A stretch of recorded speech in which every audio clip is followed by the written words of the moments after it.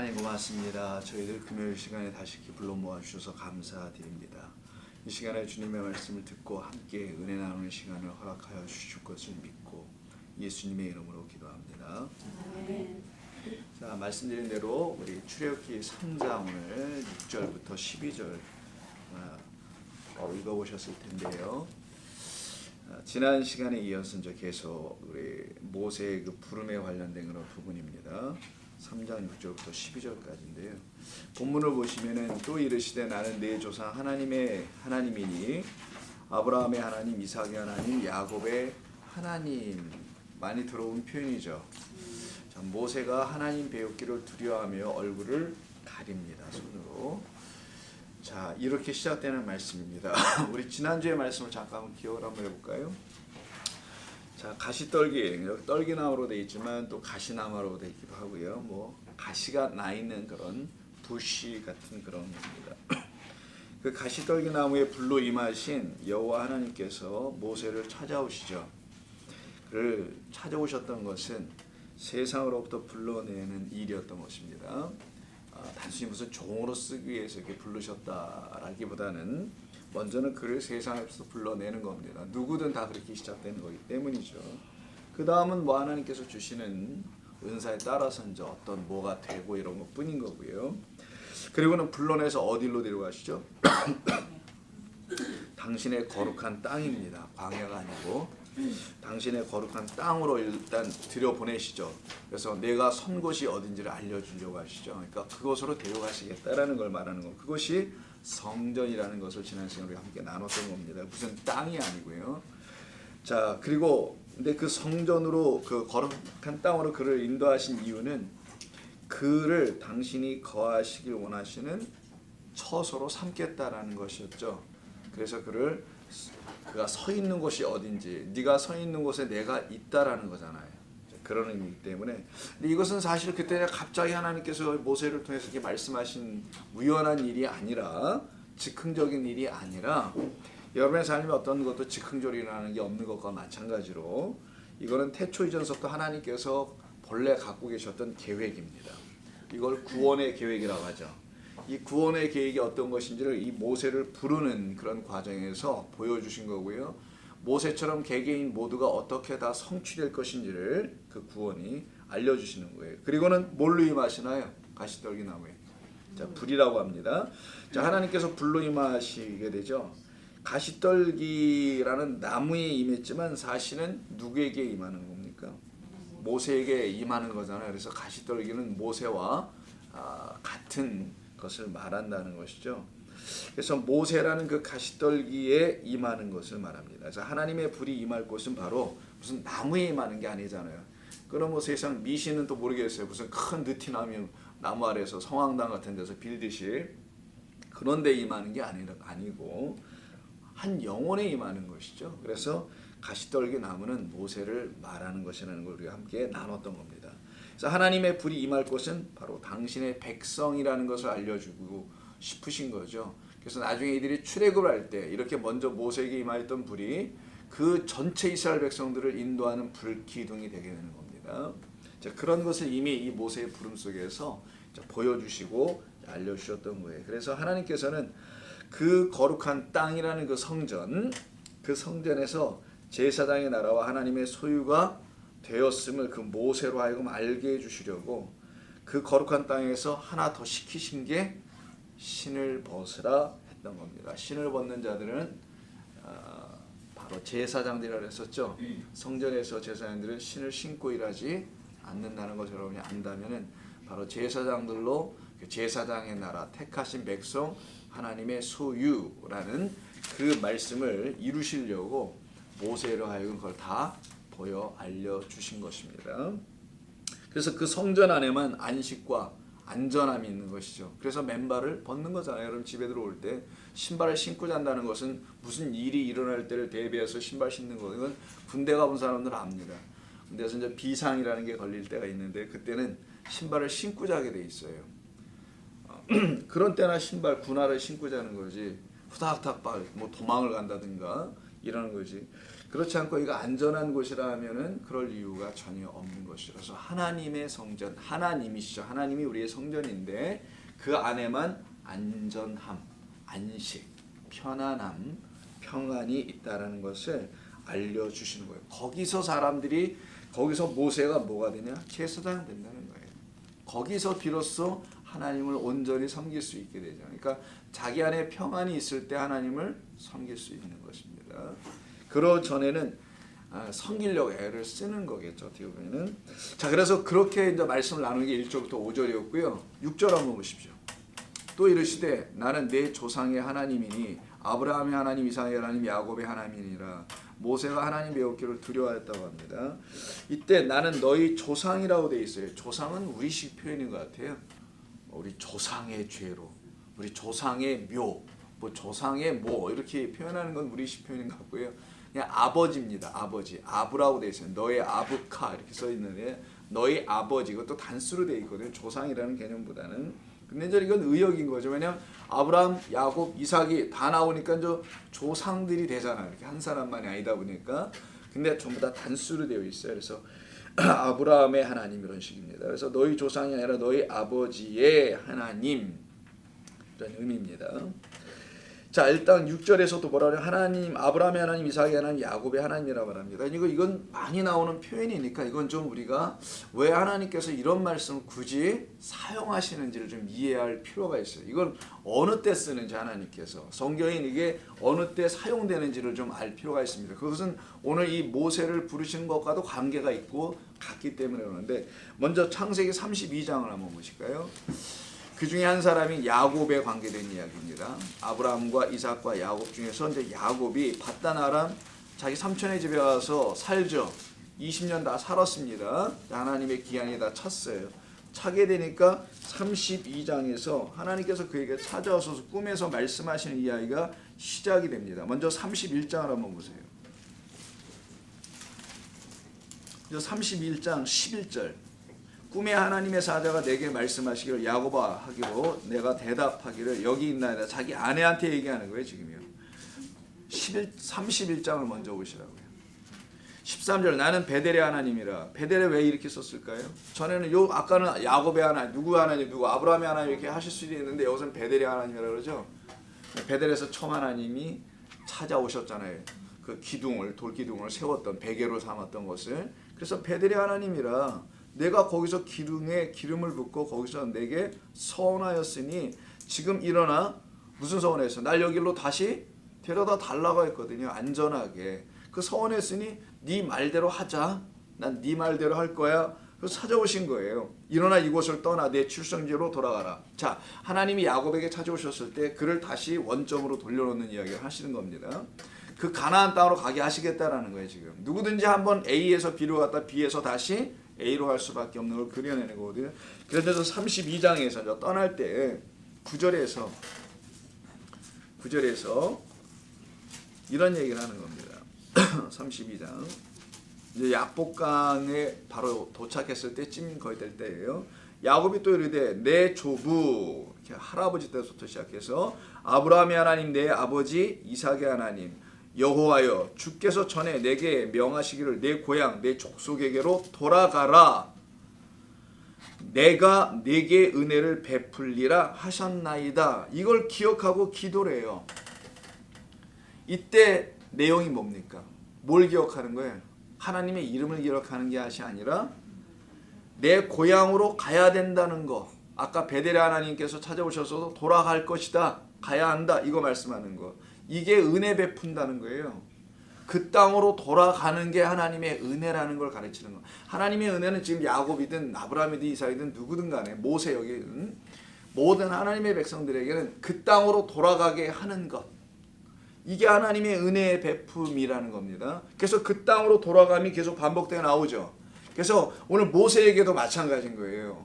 내 백성을 애굽 땅에서 끌어내어 인도하여 내게 하는 거지 않습니까? 어디로? 그들에게 주었던 창세기 15장에 아브라함에게 이미 약속해 놨었던 게 있잖아요. 너희 백성, 너희 후손들이 400년 동안 와서 섬기다가 나올 거야 때가 되면. 그걸 그대로 위해서 지금 약속의 땅으로 다시 돌아가는 이야기거든요. 그러니 성경은 똑같은 얘기를 계속 반복하는데 어느 때 이러냐. 아브라함의 하나님, 이삭의 하나님, 야곱의 하나님이 언급될 때마다 그들 모두에게는 뭘 줬다라는 거니까 약속을 줬다라는 거예요. 약속을 가진 자들을 살아있는 자라고 하는 겁니다. 그래서 그들을 산자들이라고 하고요. 산자의 하나님이라고 말하는 건데, 그래서 똑같이 그들 모두는 어떤 약속을 하냐면 약속의 땅이라는 약속을 가져요. 좀 말이 표현이 그런 거예요. 그냥 땅을 가졌다고 하면 안 됩니다. 그건 물리적인 땅이 돼요. 근데 무슨 땅? 약속의 땅을 갖는 거예요. 이들이 땅이라는 거 분명히 땅으로 돌아갈 거라는, 돌아갈 어떤 땅에 대한 얘기를 하는데 여기 약속이라는 말이 붙어요. 그래서 이 땅은 약속을 주는 땅, 혹은 약속, 하나님의 약속을 완성하고 이루어내는 땅을 말하는 겁니다. 이해되시나요? 그러니까 성경을 여러분 읽으시는 방법을 알려드리는 겁니다. 여러분 스스로 이제 성경을 읽고 계시니까 약속의 땅이라는 게 뭔가, 지금 저희 팔레스타인을 말하는 건가, 어디를 말하는 건가, 역사 속에서는 가나안 땅이라고 되어 있잖아요. 거길 말하는 건가? 여러분 그 가나안 땅에 약속을 줍니까? 상식적으로 생각해 보자고요. 약속은 줘도 누가 주나요? 사람과 어떤 살아있는 생물체가 주는 거죠. 땅이 막 약속을 주나요? 그럴 수는 없잖아요. 땅은 임자가 날마다 바뀌어요. 역사 속에서 끊임없이. 근데 그 땅이 무슨 약속을 주냐고요. 그러니까 약속의 땅이다라고 말하면 그건 땅이 될 수는 사실 없는 거라는 것도 알아야 한다는 겁니다. 어떤 다른 존재를 말하는 거예요. 좀 더 한번 찾아볼까요? 창세기 50장.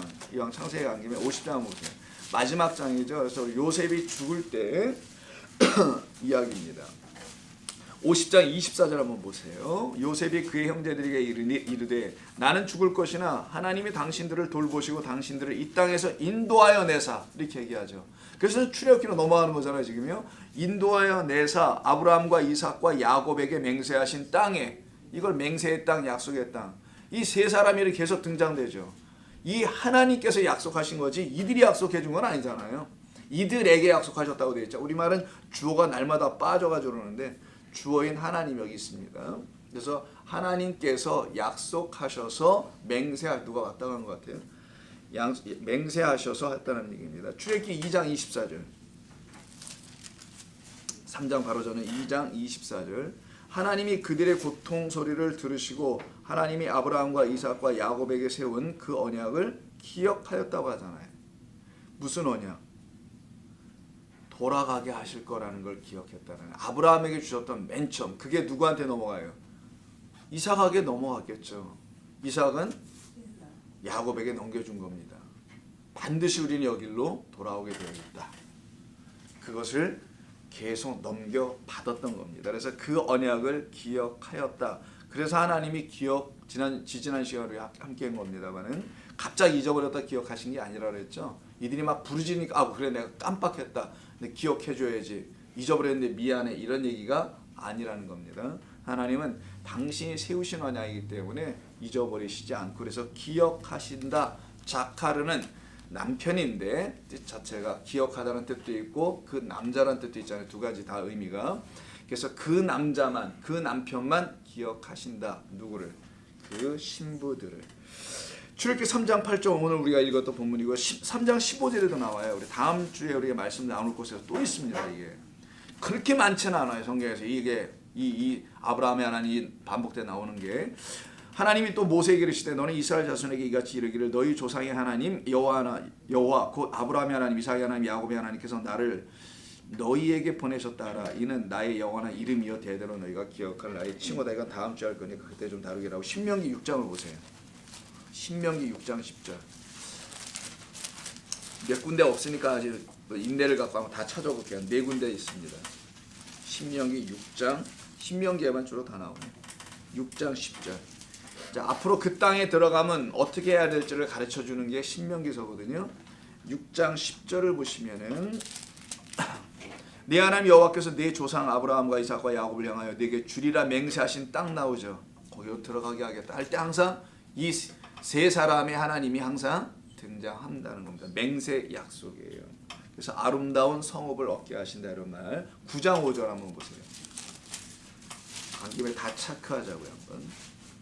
내가 가서 그 땅을 차지하면 내 공의로 말미암음도 아니며 내 마음이 정직함으로 말미암음도 아니다. 너의 의로 인하여 그 땅 들어가는 게 아니다. 그러니까 그 땅은 이런 걸로 들어갈 수 없지만 이와 관련된 것으로도 또 들어간다는 거잖아요. 뭐 힘으로 들어가는 것도 아니고 마음과 관계 있나 봐요. 여기는 들어가려면은. 그러니까 그래서 약속의 땅이라는 겁니다. 물리적인 땅에는 이런 걸로 못 들어가요. 물리적인 땅은 돈 갖고 들어가면 되죠. 패스포트 들고 들어가면 들어가는 거지. 무슨 마음 이런 거 정직함으로 왜 들어가겠어요 거기를요. 정직하지 않은 자들이 미국에 계속 들어오고 한국에도 가잖아요.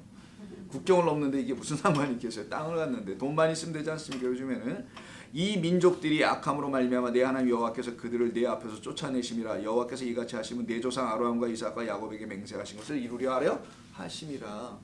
그래서 그 땅을 그들에게 주시겠다는 약속을 하셨다는 것이죠. 마지막으로 30장 신명기 30장 20절.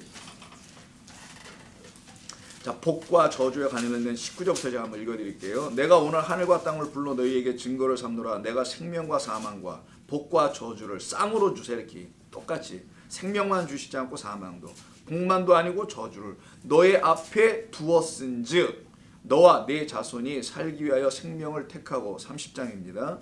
30장 20절.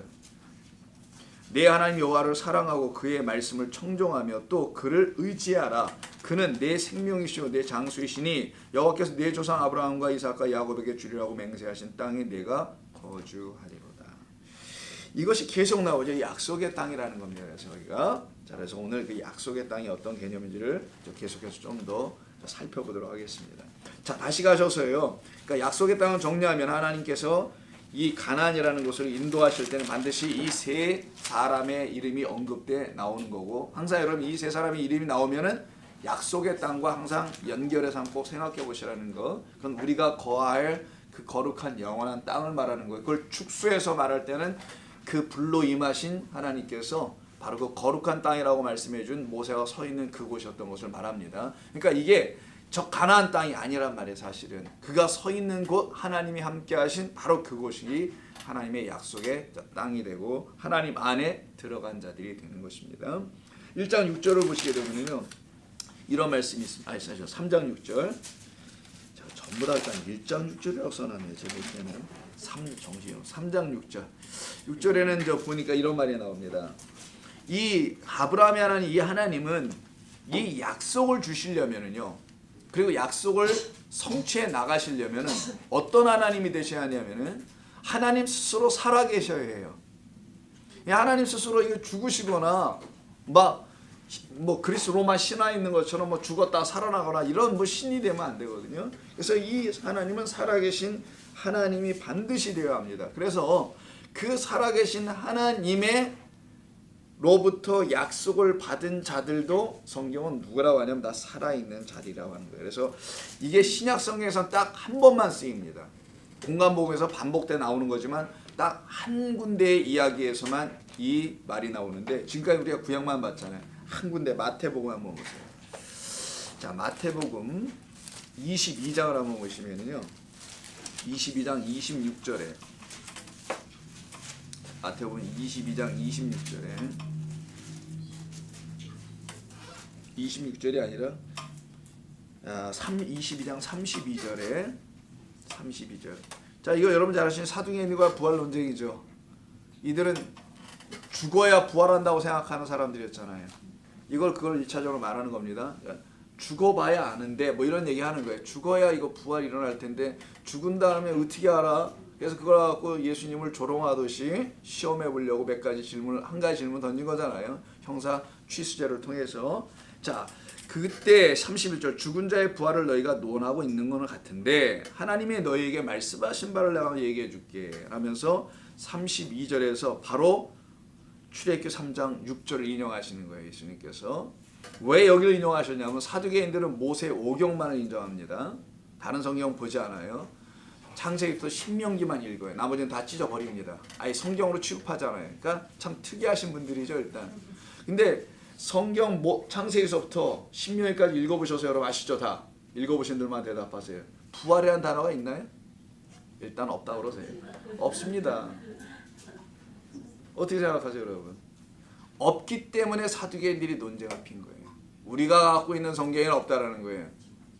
자기들은 나머지는 취급하지 않잖아요. 모세 오경만 성경이라고 보고 있는 사람들이거든요. 근데 거기에는 부활이란 단어가 없다 보니까 죽은 자가 뭐 살아났다는 얘기 이런 게 없다 보니까 이들은 우리는 전혀 읽어보지 못했는데 모세오경에서 그래서 예수님께서 다른 데서 예를 들지 않고 너희들이 읽는 모세오경 중에 특별히 그 모세와 관련된 부분을 내가 한번 읽어줄게 하고서 읽으신 게 모세를 부르는 우리가 오늘 본문으로 택하는 3장 6절을 읽어버리신 겁니다.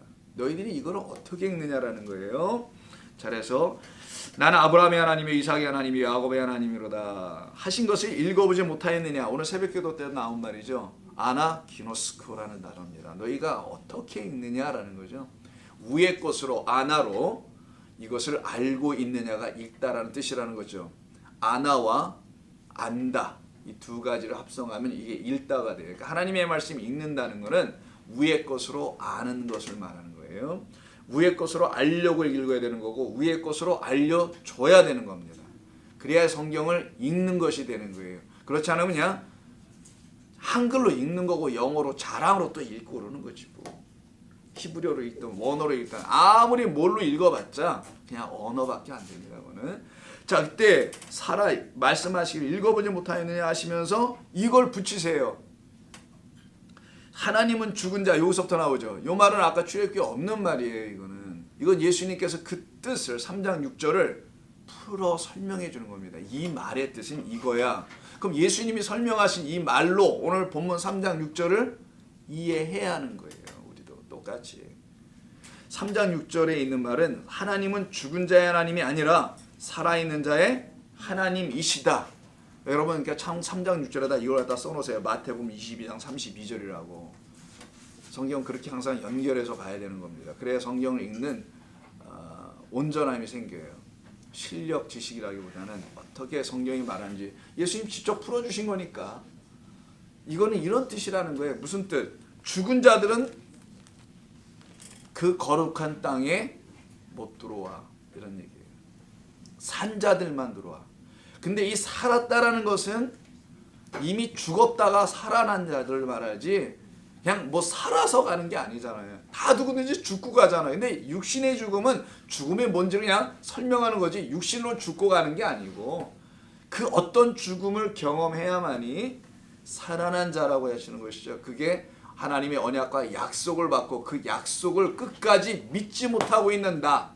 이 내가 죽임을 당하고 그 약속이 능력이 있어서 나를 거기까지 끌고 간다는 사실을 알게 된 그 사람들을 살아난 사람이라고 하는 거죠. 그래서 첫 번째 부름을 받았던 아브라함의 이야기가 긴 겁니다. 12장부터 26장까지 있는 거예요. 굉장히 긴 거예요. 왜냐하면 그를 끌고 그냥 이리저리 데리고 다니시잖아요. 별거 다 보여주시고 다양한 경험시키면서 그를 죽이는 겁니다. 계속. 그래서 100세가 될 때에 비로소 아들을 갖게 하는 이야기도 있지 않습니까? 그래서 자 죽은 자의 하나님이 아니라 살아있는 자의 하나님, 가시떨기 너라는 존재에 그 가시나무 같은 너라는 존재에 하나님의 불이 임하여 태우고 죽임받고 살아난 자들. 그래서 그 불은 붙었는데 연소되진 않고 불만 붙어있다 그랬잖아요. 그게 진짜 죽음이라는 거예요. 물리적인 죽음은 태워서 없애버려야지 그냥 나무를 홀라당. 물리적인 죽음 우리가 그냥 불 받아가지고 홀라당 태워 없어져야 되죠. 그래서 여러분 잘못 불 받는 분들이 홀라당 타는 거야 대부분은. 어디 가서 불을 받고 왔다 하는데 보니까 여전히 뜨거워. 그게 죽은 거예요 그게. 여전히 뜨겁대. 그리고 보면 며칠 못 가. 그래서 또 받으러 가야 해. 그래서 그게 안 되다 보니까 집단적으로 불을 받으려고 부흥회를 해요. 그래서 사크라멘토 지역에 또 부흥회한다고 저에게 빌려달라고 하는 메시지가 들어왔는데 제가 하겠어요? 안 합니다. 네. 교회들이 없어서 왜 여기까지 와서 하는 거예요? 제가 하도 안 나가니까 저한테 이제 연락이 오는 것 같아요. 교회 좀 쓰자고. 제가 뭐 또 뭐래더라? 저는 나가보지도 않았는데 교육 담당이래요. 나는 우리 교회에서 교육하기도 바쁩니다. 체력도 안 되고 이제는 힘이 들어서. 5월 12일 날 뭐 주말에 안 되나? 그래서 세 군데 교회에서 좀 필요한가 봐요. 열심히 다 하시면 되고요, 그분들은. 그런 불을 받으면은 타요. 그리고 죽어요. 아직 농담하는 게 아니라 잘 들어보자고. 근데 붙었지만 연기가 안 나는 물을 받아야지. 맨날 탔다 꺼졌다 더 호호 불어서 막 또 살려내느냐고. 그래가지고 여러 신사도 애들은 또 어떻게 하는지 아세요? 가보신 분들만 아시면 됩니다. 우리 교회는 거기 가본 적이 없겠지만 신사도 운동이라는 게 있어요. 이것도 이상한 애들인데 이스라엘에서 무슨 이렇게 기름을 갖고 와가지고 최고급의 올리브 기름입니다. 한 방울만 떨어도 여기 향이 가득하다 할 정도로 굉장히 비싼 거를 이마에 이렇게 찍어 발라 이렇게 하나씩 가가지고 이렇게 팍팍 찍어 미안 팍 찍어. 그래 안 하는 게 낫네. 이게 지저분해 보여. 그래고는 뭐 하냐면 거기다가 불어요 또 이러면서. 그러면 기름 바르고 뒤로 넘어집니다. 정말 뒤로 넘어질 짓들을 해요. 신사도라고 써요. New Apostles Movement라는 게 있어요. 신사도 운동에 2단이 있습니다. 뒤로 자빠지고 베니라고 아세요 여러분? 텔레비전 이벤젤리스트라고 하죠. 텔레비에서 이벤젤리즘 그러니까 전도하고 막 설교하는 베니인이라는 사람이 있어요. 저택은 몇 천만 불짜리 집, 개인 호화 비행기까지 있는 그런 분이신데 그분이 이게 자빠트리잖아요. 보면 옛날에 그런 걸 흉내를 계속 내는 거예요. 사람들은 뭔가 이렇게 자빠져줘야 되거든. 보이는 게. 잠깐 딴 데로 가 죄송합니다. 이게 죽은 자라는 걸 얘기하다 보니까 이게 안 자빠지면 이게 살아있는 거예요. 이게. 그런 걸로 안 넘어지면. 근데 그런 걸로 넘어져요 사람들이. 생명의 말씀을 모르면 자꾸만 넘어지면. 살아있는 자의 하나님이시다. 그러니까 모세에게 찾아오신 분은 살아계신 하나님이며 그로 인하여서 산 자가 모세예요. 살아난 자가. 그에게만 하나님은 하나님 되신다는 거지 죽은 자에게는 하나님은 하나님이 되지를 못한다는 거예요. 그 얘기를 하시는 겁니다. 너희들은 다 죽었다 이거예요. 어디서 많이 들은 표현이다. 다 죽었어. 사두개인들 너희들이 지금 다 죽어 있는 거야. 깨어있지 못하고 있어. 이 말씀을 하시는 거예요. 그래서 마가복음 12장을 보세요. 이거 같은 내용인데 좀 다르게 표현하는 12장. 같은 내용이던가 뭔가 한번 가보겠습니다. 제가 써놓고도 12장 26절인데 여긴 좀 여기 같은 거네. 부활이 없다는 논쟁인데 이때도 27절에서요. 12장 27절 마가복음 하나님 죽은 자의 하나님이 아니다. 그리고 하나님은 산 자의 하나님이시다. 그리고 하나 더 붙여세요. 너희가 크게 오해하였도다. 그냥 오해가 아니에요. 우리 예수님이 강조했죠. 아주 크게 오해하였다. 조금만 오해했으면 바로 잡을 수도 있을 것 같은데 완전히 멀리 갔다. 뭐 이런 표현이죠. 크게 오해하였도다라고 예수님께서 말씀. 누가복음 13장 한번 볼게요. 여긴 같은 게 아니고 13장 28절 제가 노트를 해놓은 거 보면은 뭐가 있어서 하는 것 같은데. 그러네요. 13장 28절 구원에 관계된 이야기라는 거거든요. 좁은 문으로 들어가기를 힘쓰라. 좁은 문으로 들어가려고 하지 않잖아. 24절에 보면은 거기에 관련된 얘기라는 겁니다. 거기서 나온 말이라는 거예요. 구원에 대한 설명. 좁은 문. 그냥 넓은 문으로 나 그냥 쉽게 열려진 것으로는 가려가지고 쉬운 게 뭡니까? 구원이 가장 쉬운 게 뭐예요? 자기 힘으로 하는 거지 뭐. 야 네가 뭐 해봐. 할 수 있다니까. 그래서 할 수 있는 방법을 가르쳐줘요. 새벽기도 열심히 빠지지 않고 나와봐봐. 뭐를 해봐봐. 이런 건 사람들이 할 수 있어요. 그건 구원 중에서 가장 쉬운 거 아닙니까? 누구나 다 할 수 있는 거 아니에요? 구원이 정말 그런 거라면 여러분 안 할 사람이 어디 있겠어요? 다 하지. 정말 구원이 그런 거라면. 근데 구원은 그런 게 이렇게 쉬운 문, 쉽게 들어가는 넓은 문으로 들어가는 게 아니고 좁은 문이라고 되어 있죠. 구원은 그런 게 아니야. 너희들로는 할 수가 없어 라는 것을 알려주는 것이죠. 그래서 28절에서 너희가 아브라함과 이삭과 야곱과 모든 선지자는 하나님 나라에 있고 이들은 그 안에 있고 너희는 지금 밖에 쫓겨난 것을 볼 때 거기서 슬피 울며 이를 갈리라. 이런 말씀을 하세요. 먼저 된 자 나중 낸다는 말이 30절에 또 붙어있죠. 그래서 이때 쓰시는 말도 마찬가지입니다. 그 나라, 그 땅, 그 거룩한 땅 안에 들어오는 자들과 들어오지 못하는 자들은 죽은 자와 산 자로 이게 나누어져 있는 거죠. 그래서 산 자와 죽은 자를 심판하러 오시리라. 이게 사도신경인가요? 우리는 뭐 그런 거 암송은 안 하자면 우리가 다 암송이 되어 있긴 한데 죽은 자, 이게 베드로서에 있는 것을 인용한 겁니다. 죽은 자와 산 자의 심판자. 모두의 심판자시죠, 우리 주님께서는. 그래서 산자들만 그 문으로 들어가는 거고요. 그들만 하나님 나라에 있는 거고, 그곳이 바로 거룩한 땅인 것이고요. 거길로 지금 모세를 인도하여 드린 겁니다. 이 하나님은 바로 그러기에 모세만을 드리는 게 아니잖아요. 고통 가운데 부르짖었던 2장 끝부분 기억하시죠? 그래서 누구에게 먼저 찾아온 거라고요? 모세에게 찾아온 거잖아요. 그 모세를 대표로 한 것뿐입니다. 그래서 모세가 나중에 그 이스라엘 백성들을 끌고 나오는 자가 되는 거죠. 왜냐하면 그가 처음부터 또 테바를 타봤잖아요. 방주를. 물가에 던져진 그 방주 테바라는 그 바구니를 타본 자 아닙니까? 거기서부터 시작됐던 것이죠. 그래서 가시떨기에 불이 붙은 자가 또 된 거고요. 그래서 거룩한 땅에 또 서본 자가 되는 거죠. 요 순서로 그대로 이들도 합니다. 나중에 똑같이 해요, 전부 다. 그래서 이들의 백성들의 고통과 근심을 하나님께서는 무시하지 않고 2장에서 부르짖었던 그 부르짖음을 7절에서 다시 모세에게 확인시켜 줍니다. 여호와께서 이르시되 내가 애굽에 있는 내 백성의 고통을 분명히 보았다. 이게 7절이에요, 지금. 다시 돌아가서 3장 7절 출애굽기. 애굽에 있는 내 백성의 고통을 분명히 보고 그들의 감독자로 말미암아 부르짖음을 듣고 그 근심을 알고, 그래서 내가 내려가서 그들을 애굽의 손에서 건져내려고 하는 거야. 이런 말씀 하신단 말이에요. 고통을 아십니다. 절대로 무시하시거나 이러지 않으세요. 근데 어떤 고통이냐가 문제예요. 어떤 고통. 하나님이 보시는 고통이 무엇인가. 인생 전체가 고통이죠. 뭐 인생 전체가 고통이죠. 인생 전체가 고통과 고난과 역경과 근심과 염려로 다 채워져 있는 게 내가 인생이라고 하는데, 그 인생 속에서 하나님이 우리에게 알려주고 싶은, 또 우리 입장에서는 우리가 반드시 알아야 할 우리 영혼의 고통이 있음을 알게 해주시는 거예요.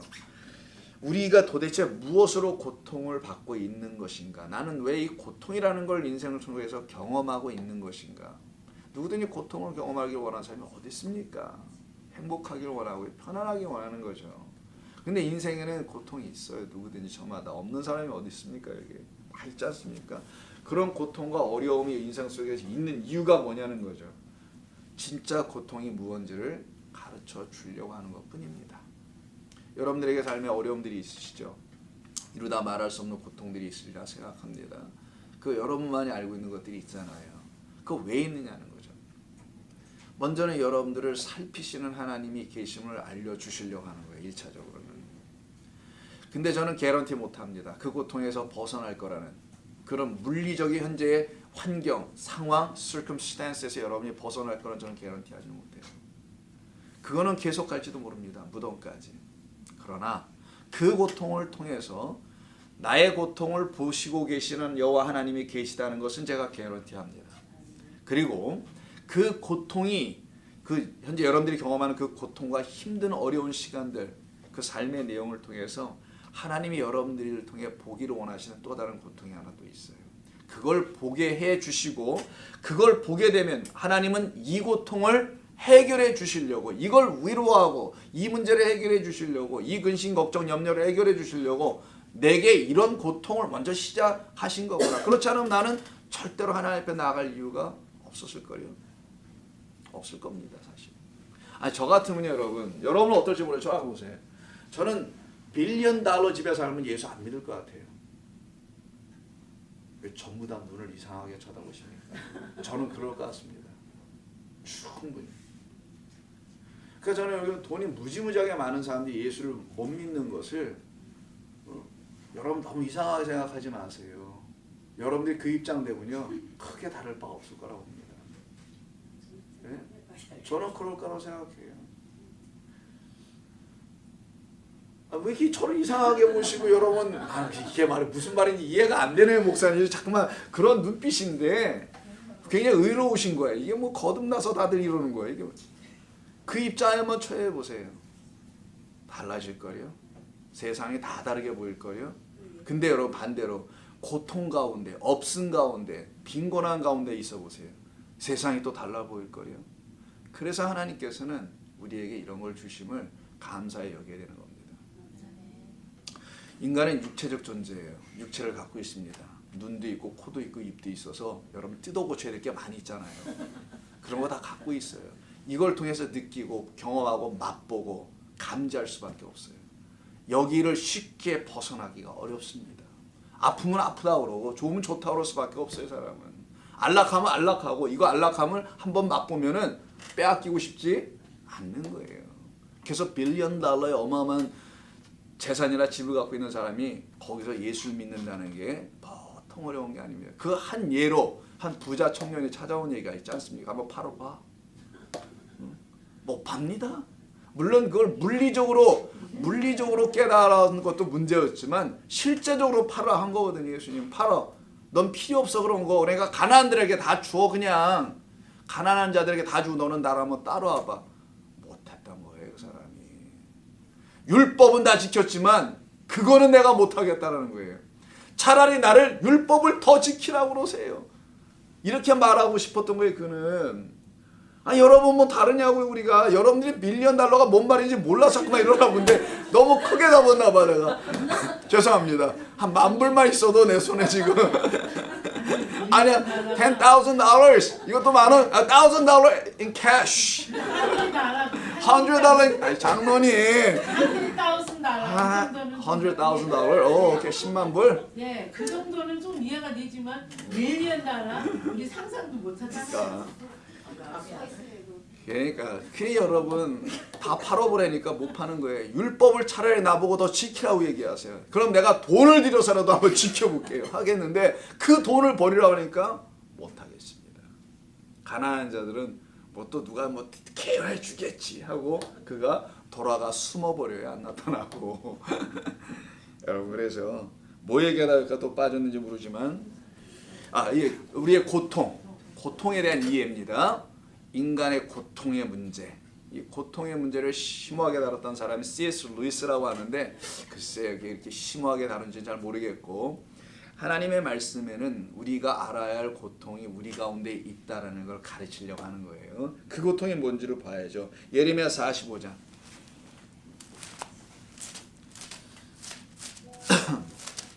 우리가 성경 보러 오면 성경을 공부하러 왔다기보다는 성경이 어디 있는지 찾으러 공부해 온 것 같기도 하죠. 에레미야가 어디쯤에 있는지 찾는 것부터 공부를 대충 펴보기 시작하는 것부터 시작하는 겁니다. 45장 3, 4절 45장 1125면 45장 3, 4절 내가 일찍이 말하기를 화로다 여호와께서 나의 고통에 슬픔을 더하셨답니다. 고통도 부족한데 슬픔을 더하게 하세요. 욥에게 고통이 있었는데 고통을 더하게 하시지 하나님께서. 욥기가 있는 걸 여러분 이상하게 생각하면 안 됩니다. 반드시 왜 그런 게 성경에 있냐는 거예요. 내가 볼 땐 재수없어 보이는데 굉장히 예수 믿는데 큰 걸림돌이 되어 보이거든요. 왜냐하면 예수 믿는 사람들은 고통 문제를 해결받기 위해서 교회 오는 건데 대부분은 욥기서를 딱 디려다 대밀고는 어떻게 할 거냐고 그런 욥기서를 또 거짓되게 증거하기도 합니다. 고통을 다 해결해 주신다고 그렇게 또 하기도 합니다만 자 보세요. 고통에 슬픔을 더하세요. 야 이게 무슨 상처난데 소금 뿌리는 것도 아니고 나는 나의 탄식으로 피곤하여 평안을 찾지 못하는 지경까지 떨어뜨리게 해놓으세요. 하나님께서 너는 그에게 이렇게 이르라 아마르 하라 여호와께서 이와 같이 말씀하시기를 보라 나는 내가 세운 것을 헐기도 하며 내가 심은 것을 뽑기도 하나니 온 땅에 그리하겠거늘 내가 너를 위하여 큰 일을 찾느냐? 요겁니다. 바로 그것을 찾지 말라. 보라 내가 모든 육체에 재난을 내리리라. 어느 한 사람도 빠짐없이 내가 다 불러내기 위해서 재난 내린다는 거예요. 그래야만이 그들이 나에게 찾아오기 때문입니다. 그러니까 재난 받았다라는 건 저주가 아님을 꼭 좀 아셔야 돼요. 그래서 복과 저주와 사망과 생명을 동시에 놓는다고 했던 거예요. 저주 없이 복으로 못 넘어옵니다. 내가 저주받았다는 사실을 알지 못하면 어떻게 생명과 복으로 넘어가려고 하겠냐고요. 나는 여전히 복과 생명만 갖고 있다고 생각하면 그는 거기에 계속 있을 거 아니겠냐고요. 그렇지 않겠습니까? 근데 내가 이건 저주받은 자였구나, 내가 화를 입은 자였구나 라는 걸 알면은 거길로 반드시 거기서 나와서 옮겨가려고 하지 않겠습니까? 그래서 하나님께서 모든 자에게 재난을 주신다는 거예요. 왜? 네가 볼 때 큰 일을 찾으려고 하는데 그건 큰일 날 일이야. 큰 일을 찾기 전에. 그것을 찾지 말라. 보라, 내가 모든 육체의 재난을 내리라. 그러나 내가 가는 모든 곳에서는 내가 너에게 내 생명을 노량물 주듯 하리라. 여호와의 말씀이야. 이 고난을 더 주시는 거죠. 계속 너는 빼앗기게 만들 거야. 목까지, 너의 목숨, 생명까지 다 빼앗을 거야. 왜? 나는 모하기도 하기 때문에. 헐기도 하지만 모하기도 한다고 그랬어요. 이걸 재창조라고 하는 거예요. deconstruction이라고 하는데, 먼저는 처음에 하나님께서 construction 쓰면 안 되죠. 여기서 철학이 아니니까 creation, 창조라고, destruction이라고 한다 그러죠. 하나님께서 부수시는 파괴가 있어요. 그 다음에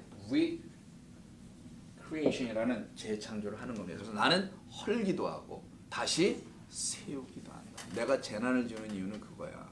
내가 다시 세우려고. 생명이 무엇인지를 가르치려고. 목숨이 생명이 아니라 내가 생명인 것을 가르치려고. 나를 너희가 갖도록 하려고 하는 것이야. 라는 것으로 시작합니다. 이사야 12장.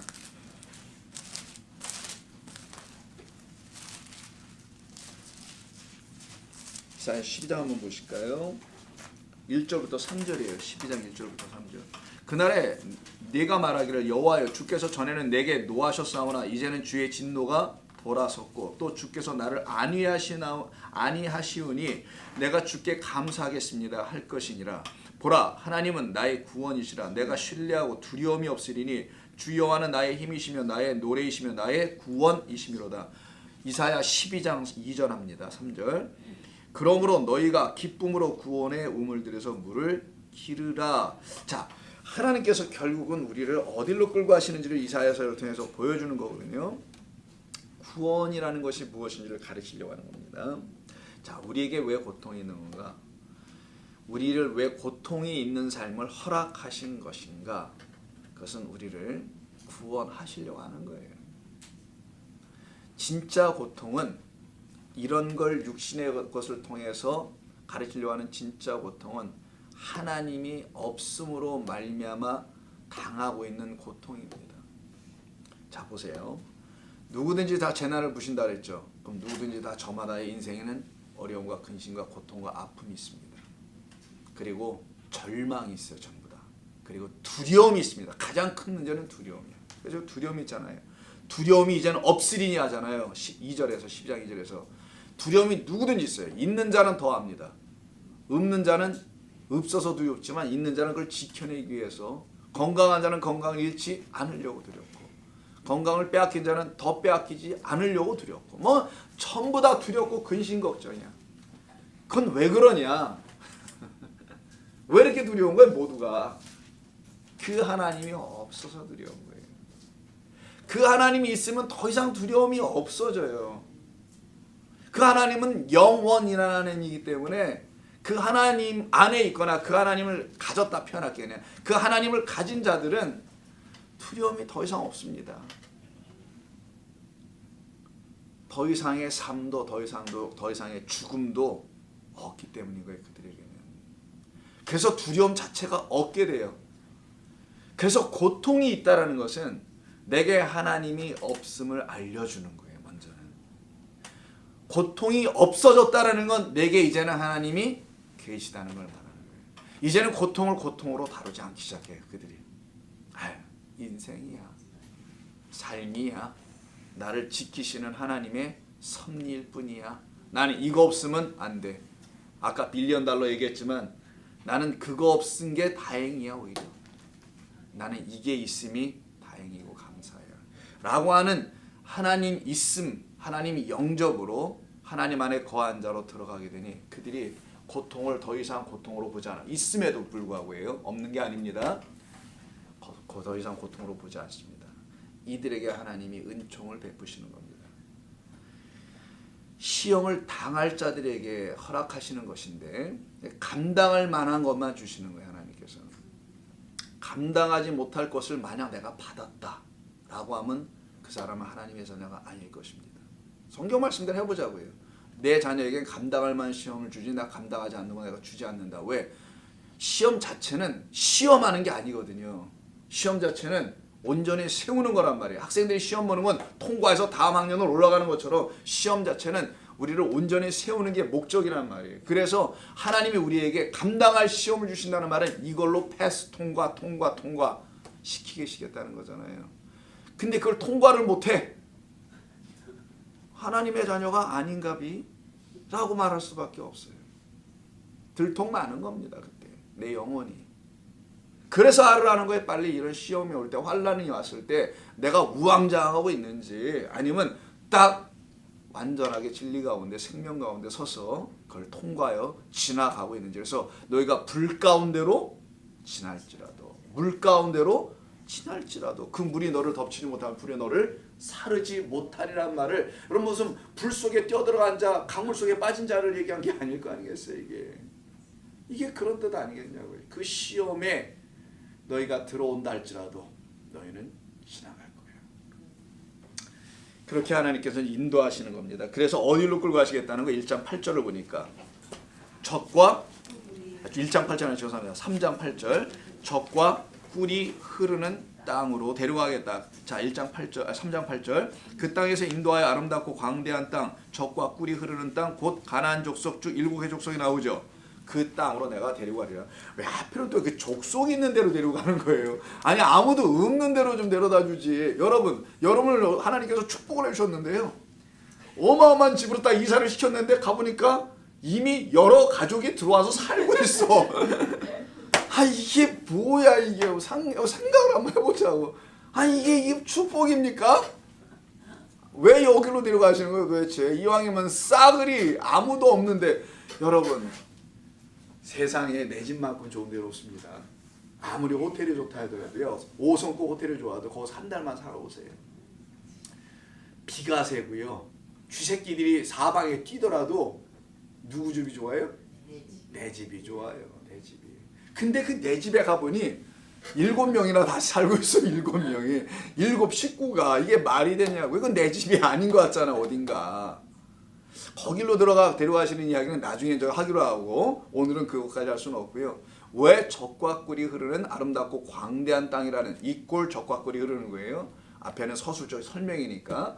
왜 거길로 데려가신다고 하신 이유가 뭘까? 자, 한번 생각해 보죠. 만약에 가나안 땅이 그들이 들어가야 될 진짜 실제적인 땅, 눈에 보이는 물리적인 땅이라면 거기 땅에 적과 꿀이 흐르나요? 그럼 물리적인 땅에? 땅에는 물이 흐르거나 뭐 용암이 흐르면 흐를까 화산이 터져가지고, 아니 무슨 적과 꿀이 흐르냐고요. 그럼 적과 꿀이 흐르는 땅이 이 땅에 있지도 않으니까 물리적인 땅이 일단 아니에요. 그래서 이미 그가 선 곳이 거룩한 곳 땅이라고 말씀하신 이유가 있었겠죠. 물리적인 땅이라면 가나안 땅은 애굽 땅에 비해서요 좋지 않습니다. 애굽 땅이 물리적으로는 적과 꿀이 흐르는 것을 비옥한 것이라고 많은 분들이 생각을 해요. 또 fertile land에서 비옥하다. 뭐만 뿌려도 그냥 아무렇게나 막 자라. 손도 안 대도 막 자라. 이렇게 비옥한 땅은 애굽 땅이에요. 그래서 그들이 자꾸만 광야에 나왔을 때 애굽을 회상하고 추억하고 돌아가고 싶어 했지 않습니까? 그러니까 더 나아가서 적과 꿀이 흐르는 땅이라는 게 단순히 좋은 땅, 비옥한 땅이라고도 볼 수도 없어요.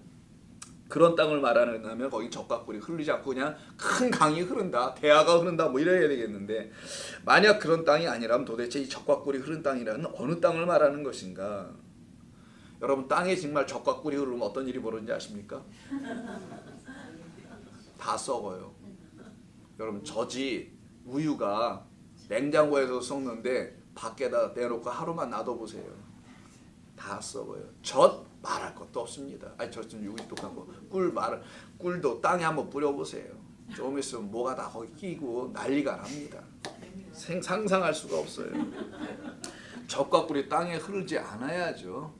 그런 땅에는 흐를 수가 없습니다. 흐르지도 않고요. 그렇다면 이 젖과 꿀이 흐르는 땅이라는 뭘까? 도대체 이 땅은 어떤 땅인가? 자, 먼저 한번 생각해 보죠. 이 상황을 놓고 봐야 됩니다. 항상 문맥에서 이해되는 거예요. 1차적으로는 이들이 지금 어디 있습니까? 앞으로 가야 할 땅은 적과 꿀이 흐르는 땅이라는 것이죠. 자, 애굽에서 종살이하고 있는 것을 항상 기억해야 됩니다. 애굽에 그냥 당이 있는 게 아니라 종살이하고 있어요. 노예가 돼 있는 상태에 지금. 애굽에서 종살이하고 있는 그 애굽이라는 땅, 그 세상에서 지금 적과 꿀이 흐르는 땅으로 가는 것이니, 적과 꿀이 흐르는 땅이라는 것은 애굽이라는 땅의 대조한 대비된 땅이라고 볼 수 있어야 되겠죠. 이건 애굽 땅과는 다른 거야 라는 의미입니다. 그럼 애굽 땅에서는 종살이니까 젖과 꿀이 흐르는 땅에서는 종살이는 없다라는 걸 말하는 거죠. 이걸 해방, 이걸 출애굽이라고 하는 거예요. 말 그대로. 그 땅은 2장 23절 24절에서 말하는 것처럼 고통과 노동과 고된 노동, 탄식, 아픔, 죽음, 강물에 던져짐 이런 것만 잔뜩 있는 거잖아요. 그 죽음의 땅, 탄식의 땅에서 탄식과 죽음과 종노릇이 더 이상 있지 아니하는 땅을 젖과 꿀이 흐르는 땅이라고 1차적으로 먼저 이해를 해야 되는 겁니다. 왜냐하면 거기에서 인도에 내서 들어갈 땅은 그런 게 있으면 안 될 거 아니에요. 그하고 비스무리한 곳이 있어도 안 되고 아예 없어야 되는 거 아니겠어요? 그 땅에는. 그러니까 이런 곳이 전혀 있지 않은 땅을 갖다 젖과 꿀이 흐르는 땅이라고, 그래서 아름답고 광대하다라고 말씀해 놓은 거예요. 그런 것이 더 이상 있지 않고요. 3장 7절 8절을 통해서 봐도 그들의 근심과 고통에서 완전히 자유, 해방되는 것을 말하는 거예요. 더 이상 이런 땅이 있으면 안 됩니다. 즉 우리의 영혼을 그 고통에서 해방할 수 있는 땅이라는 거예요. 그럼 여쭤보면은 땅이 우리를 해방시켜요? 여러분, 역사가 우리에게 증명해줘요. 땅은 우리를 해방하게 하지 않아요. 땅의 종노릇하게 합니다. 땅의 노예가 되게 만들었잖아요. 지금까지 모든 노예 제도를 봐도 전부 다 보십시오. 땅의 농노들이 돼가지고 전부 다 땅에 얽매여서 그 손바닥만한 땅을 일고 먹고 살아가려고, 그 땅 하나 가져보려고 종노릇하면서 사는 것이 인간, 이 땅에 속한 우리들의 실존이라는 거예요. 그게 땅에 종노릇하고 있는 이 땅, 이 세상이라는 땅입니다. 물리적인 땅에도 종노릇하지만 이 세상이라는 그 땅, 항상 그래서 이거 기억하시라 했죠. 세 가지를. 이 땅에 종노릇하는 자들을 끌어올리는 거잖아요. 지금 하늘로 끌어올리는 게 성막, 성전이 우리에게 보여주는 그림 아니냐고요. 가르침. 바로 그 땅에 멈추게 하지 않으려고 하는 겁니다. 물리적인 축복 받는 기름진 땅으로 그들을 이끌어가는 게 아니고, 실제로 거기는 천수답 농사를 지어야 돼요. 하늘에서 비가 와야 그걸 받아서 모아서 농사를 짓는 곳이에요. 여러분 키부츠 다 아시잖아요. 키부츠. 그렇게 농사를 짓기 위해서 관계수를 끌고 와야만이 사방에다가 농사를 질 수 있는 땅에 무슨 젖과 꿀이 흐르는 것을 그렇고 비옥한 땅이니 축복의 땅이냐고 그러냐고요. 여기는 축복의 땅 그런 걸 말하는 게 아니고요. 여기는 자유케 하는 땅, 해방케 하는 땅, 종살이가 더 이상 있지 아니하는 땅, 땅에 속하지 않게 하는 땅, 하늘에 속한 자, 하늘의 시민으로 살아가게 하는 그 땅을 말하는 거예요. 그 땅이 해방시켜주나 그럼 또 아니라 그랬죠. 땅은 해방시켜주지 못합니다. 사람이 하든지 해야죠. 하려면은. 그래서 이 땅에 묶여있는 노동자들을 해방시켜주려고 막스까지 마지막에 등장했지만 마르크스와 엥겔스가 그들도 해방 못 시킵니다. 인간은 땅에 딛고 있는 이상 이 땅에 다 노예가 될 수밖에 없어요. 땅의 것들에 의해서. 거기서 끌고 나오는 거예요. 그 땅은 못하지만 누가 합니까? 하나님께서 하시는 것이죠. 그 하나님께서 하신다는 걸 이사야 66장에서 알려줍니다. 이사야 66장. 이제 손에 감각이 좀 오셨어요? 대충 어디쯤 치면 나오는 게? 하도 좀 많이 찾아보니까 우리가 대충 어디쯤 치면 나오죠. 어느 날은 막 놀래 자기도. 한 번에 나온 적도 있어서. 신이 내려준 한 수야 막.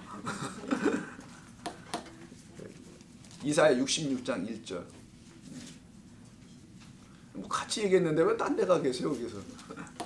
66장. 자, 66장 써드릴게요. 66장 1절 이사야. 약자로 사자라고 합니다. 여호와께서 66장이 아니라 61장 죄송합니다. 61장. 예. 61장이요? 예. 주 여호와의 영이 내게 내리셨으니 이는 여호와께서 내게 기름을 부으사, 이거 메시아에 대한 예언이죠.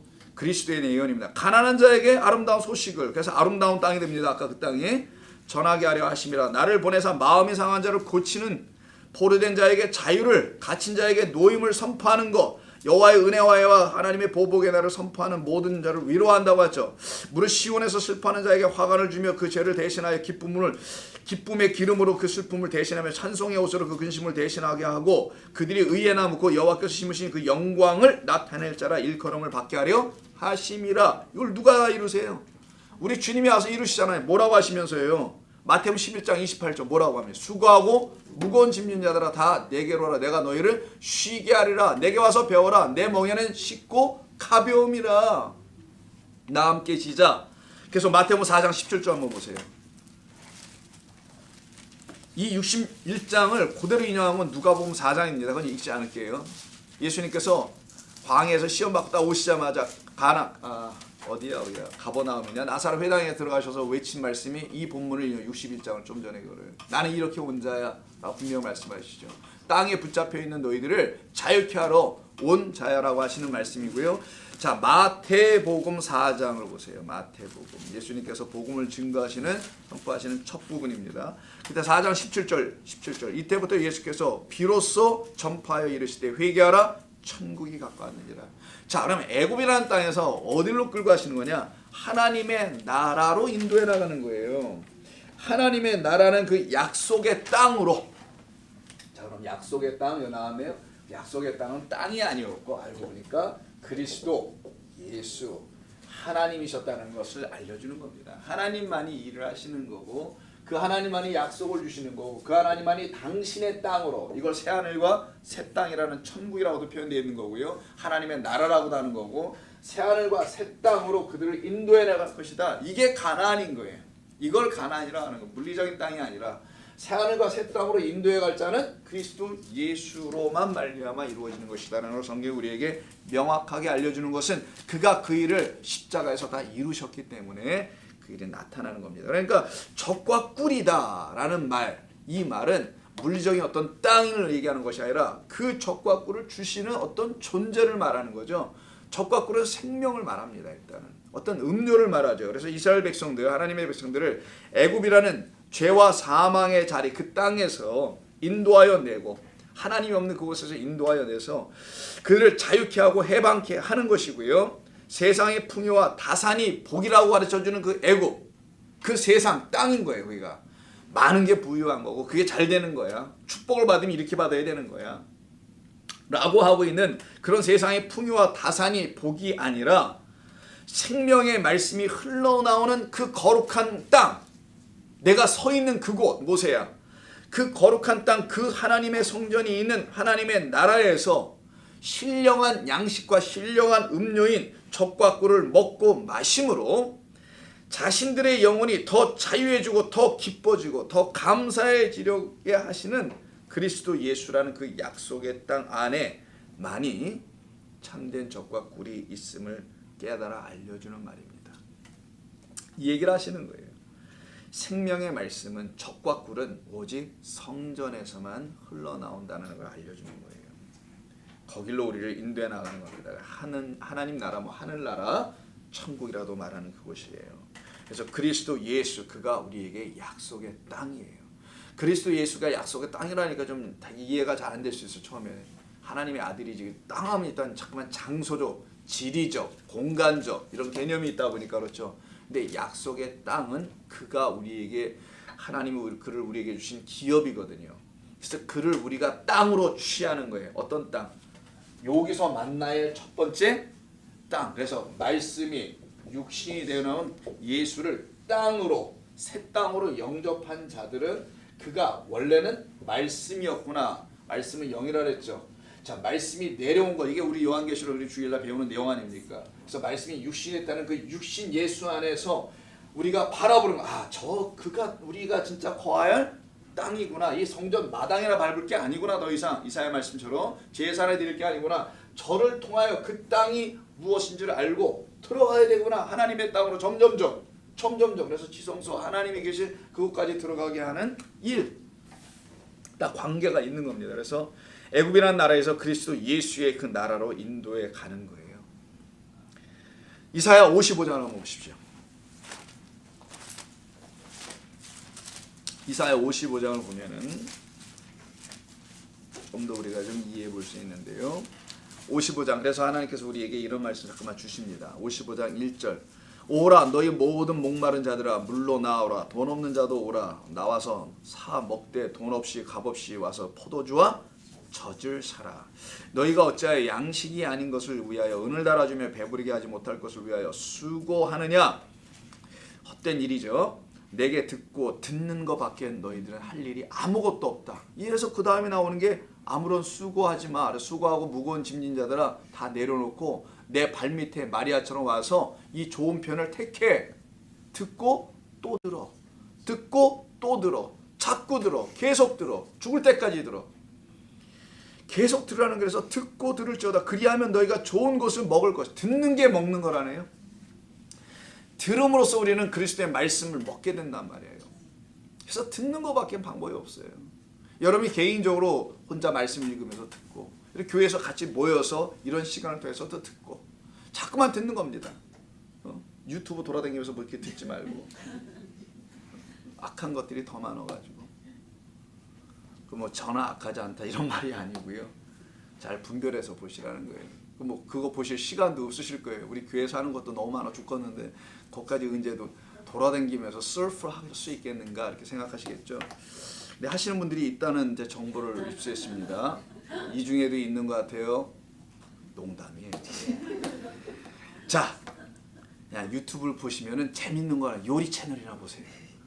그런 거 보시고 아유 오늘 저녁 맛있게 먹어야지. 이런 거나 보세요. 괜히 이상한 거 그냥 말씀을 좀 더 사모해야 하는데 뭐 어디 가서 뒤적거리다가 무슨 이상한 신사독 건지도 모르고 들어가 본다든가 신천지 건지도 모르고 들어가 본다든가 그리고 신천지와 신사도를 심판한 정통 기독교라는 교회에 들어가서 들여다보다가 또 잘못 걸려든다든가 이러지 말고 그거나 다 비슷한데 그냥 요리 채널 보세요. 재밌는 거 보시고 여러분의 피로를 푸는 거나 보세요. 자, 요엘서도 보십시오. 내가 좀 덜 읽었네요. 죄송합니다. 좀 더 읽어야 돼. 뭐 중요한 것들이 있는데 듣고 들을지어다 그리하면 너희가 좋은 것을 또 좋은 거 계속 나오지 아름다워. 오늘 토부가 나왔잖아. 그 땅은 토부다. 두부가 아니고 토부예요. 너희 자신들이 기름진 것으로 즐거움을 얻으리라. 너희는 귀를 기울이고 내게로 나와 들으라. 또 들으라 해요. 징그러워 정말. 그리하면 너희의 영혼이 어떻게 한대요? 이것 때문에 산자의 하나님 산자들이 돼. 산자들에게만 너희가 어떻게 살아난지를 누구에서 살아난지를 알게 될 거 아니겠니? 그래서 나는 그들에게만 하나님이 되는 거야 라고 하시는 거예요. 자꾸만요. 들으라 그리하면 너희 영혼이 살리라. 내가 너희를 위하여 영원한 언약을 맺으리니 곧 다윗에게 허락한 확실한 은혜니라. 보라 내가 또 그를 만민에게 증인으로 세웠고 만민의 인도자로 명령자로 삼았으니 보라 내가 알지 못하는 나라를 내가 부를 것이며 너를 알지 못하는 나라가 내게로 달려올 것은. 그래서 하나님의 나라가 너에게 가까이 왔다고 한 거야. 아까 천국은 들어가는 게 아니에요. 장소가 아니기 때문에 하나님의 나라는 그리스도입니다. 하나님 자신이에요. 그냥 하나님의 통치예요. 그가 내 안으로 돌아서 나를 점령해 버려야 되는 거지. 그걸 얘기하는 거예요. 그래서 내게로 달려오는 겁니다. 달려와. 여호와 내 하나님 곧 이스라엘의 거룩하신 이로 말미암음이니라. 이는 그가 너를 영화롭게 할 거야. 그러니 지금 당장 찾아. 여러분 많이 암송하시는 너희는 여호와를 만날 만한 때에 찾으라. 이게 기도 많이 하시는 분들이고 많이 암송하고 계시더라고요. 가까이 계실 때 그를 부르라. 지금 가까이 있는 줄 모르면 못 부른다는 얘기예요. 지금 하나님 너를 만나시려고 한다는 사실을 모르는 자는 하나님의 만남을 만나낼 수 없을 말이야. 하나님 만나려고 애를 써봐 이러는 게 되라는 게 아니고 지금 와 계신데도 몰라. 엠마오로 내려간 두 제자 옆에 와 계셨는데도 몰랐던 거예요. 왜? 왜 몰랐나요? 하나님의 말씀이 풀려지지 않아서 몰랐던 거잖아요. 그들이 믿지 않아서 모르는 게 아니고 하나님의 말씀이 풀려지지 않아서 풀어줬더니 그때부터는 눈이 뜨여서 그를 보게 되지 않습니까? 결국 하나님의 말씀을 듣는 겁니다. 선지서 모세를 다 풀어 설명해 주니 그들이 알아보더라는 거예요. 예수님을 그리스도로 부활의 하나님으로 봤던 겁니다. 요엘서 3장 18절 한번 볼까요? 요엘서는 호세아 다음에 있어요. 3장 18절. 좀 찾기가 아모스 전입니다. 1274. 요엘서 3장 18절 한번 보세요. 요엘서는 여러분 2장을 많이 알고 있잖아요. 우리가요. 그 날에 내가 나의 남종과 여종에게 내 영을 부어준다는. 그래서 누구는 뭐하고 누구는 뭐하고 누구는 뭐하는 게 아니라 한 사람 안에서 다 이루어지는 거죠. 젊은이는 뭐한다고 그러죠? 노래도 있잖아 우리. 왜?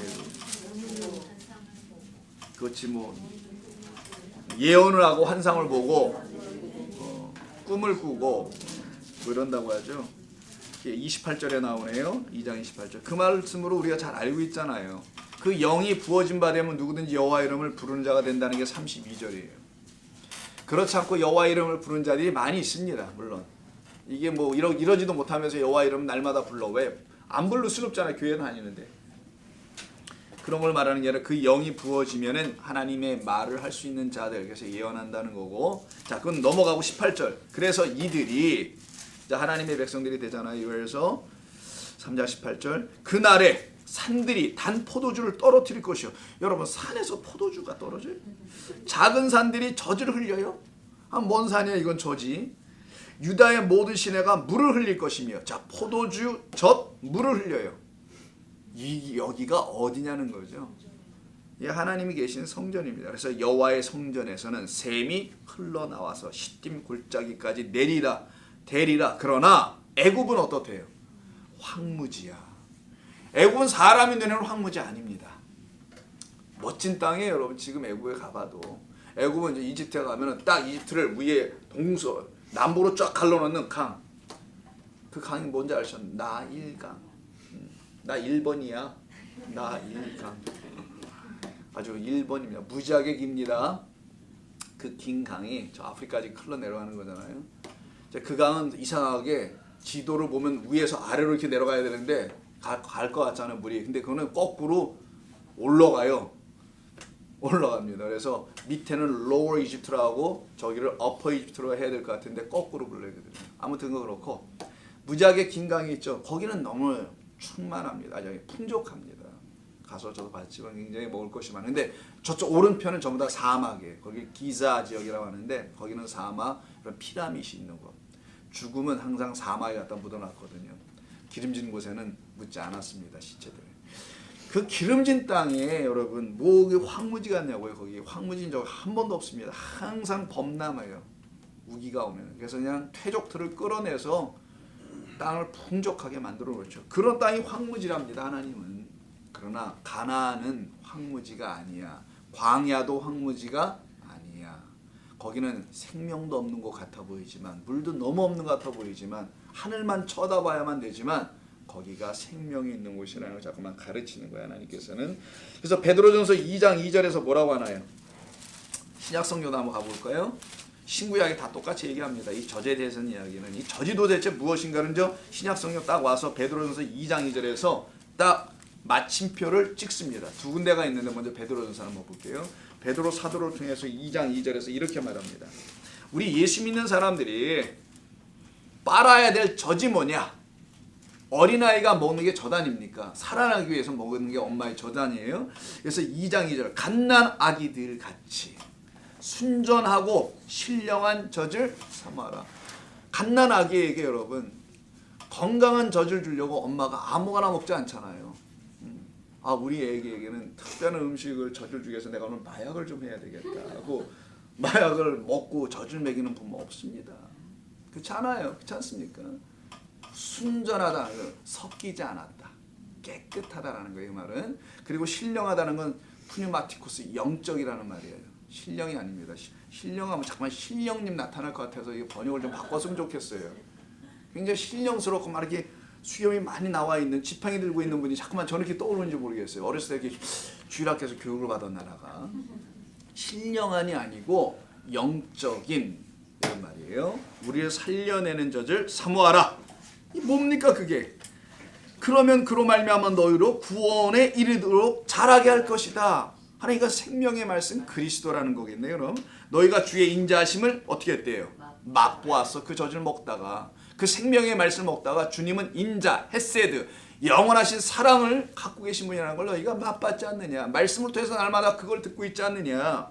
그리하라. 사람에게는 버림받았으나 하나님에게는 택하심을 입은 보배로운 산돌 예수께 나가서 젖을 달라고 그래. 너희도 산돌같이 신령한 집으로 세워지고 예수 그리스도로 말미암아 하나님이 기쁘시게 받을 신령한 제사를 드릴 거룩한 누가? 제사장. 거룩한 곳의 선자들, 성전의 선자들 제사장으로 삼기 위해서, 그렇게 자라나게 하기 위해서 먼저 시작하는 것은 듣고 들어야 해. 젖을 빨자. 신령한 음료인 영적인 양식을 마셔야 해 라고 하는 겁니다. 그래서 광야를 지나온 백성들을, 고린도전서 10장 한번 가보세요. 사도 바울은 광야를 지나온 그 백성, 이들이 이제 광야를 다 지나갈 거 아니에요? 그래서 고린도전서 10장에서 이렇게 얘기합니다. 고린도전서 10장 4절 1절부터 제가 빨리 읽을게요. 형제들아 나는 너희가 알지 못하기를 원치 아니하노니. 좀 더 알아야 된다는 거 하나님의 본 뜻을. 우리 조상들이 다 구름 아래에 있었고 구름과 불기둥 바다 가운데로 지났고 모세에게 속하며 다 구름과 바다에서 세례를 받고, 이게 홍해 사건을 이렇게 설명한 거예요. 죽고 살아났다는 거예요. 깨끗이 씻어졌다는 거예요. 깨끗하게 씻어짐이 죽고 살아나는 겁니다. 진리의 말씀으로 깨끗하게 씻고 깨끗하게 것을 죽고 살아났다고 하는 성경은요. 뭐 자기 부인을 열심히 하라는 게 아니라, 그리고 뭐라고 합니까? 3절에서 다 같은 신령한 음식을 먹었으며, 만나예요. 다 같은 신령한 음료를 먹었다네요. 마셨으니 이는 그들을 따르는 신령한 뭐로부터, 여기도 신령 프리마티코스 얘기가 전부 다 영적인 이런 말이에요. 우리가 먹는 건 육적인 양식이 아니다. 영적인 양식이다. 신령한 반석 그리스도로부터 먹은 양식과 음료다. 그래서 그 양식과 음료를 오병이어로 설명하죠. 그게 요한복음 6장 51절 이하에 나오는 거예요. 안 보겠습니다. 너희가 먹은 양식, 내가 너희에게 준 것은 신령한 양식과 음료야. 이렇게 말씀하세요. 오병이어를. 이 떡을 내가 주러 온 게 아니고 나라는 떡을 너희에게 주려고 온 거야. 나를 먹으면 너희가 말 그대로 신령해져. 영적인 존재가 돼. 육에 속한 자가 되지 아니해. 그래서 육은 무익하나 살리는 것은 영이다 라고 그 오병이어 이야기 속에 끝에 결론을 내리는 거예요. 63절에서. 자, 그렇고요. 자, 그러나 이 신령한 음식을 광야에서 먹어야 되는데, 마셔야 되는데 이 젖과 꿀을 마시지 아니하는 자들이 나타나지 않았을까요?